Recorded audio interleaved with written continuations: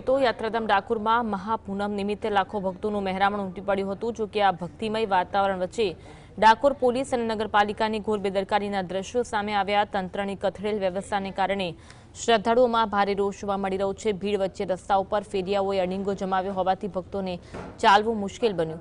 બેરિકેડિંગના કારણે લોકોને સાંકડી ગલીઓમાંથી પસાર થવાની નોબત આવી હતી। तो ने लोगों ने बहुत तकलीफ पड़ी है। बाथरूम की पण सुविधा नहीं, बहार निकलता एक ज बाथरूम मळे छे, कोई यूरिन जवुं होय तो भी तकलीफ पड़े है। त्यां बीजू के जे पूनम ने दिवसे खास एटली बड़ी गर्दी थाय छे, थोड़ा थोड़ा स्लॉट में जवा दे 50-50 स्लॉट में ए सगवड पर ए लोको माटे कन्वीनियंस बनशे। मैनेजमेंट नहीं कोई जातनो दरेक पूनम अमने बहुत तकलीफ पड़े। तो वच्चे फेरियाओ है, वच्चे दुकानों जो खुल्ली होय छे तेना लीधे शुं थाय छे कि लोको खरीदी दर्शन करीने आव्या पछी बी लोको अहींया खरीदी करवू पड़े, जेना लीधे जे दर्शनार्थीने बहुत तकलीफ पड़े छे।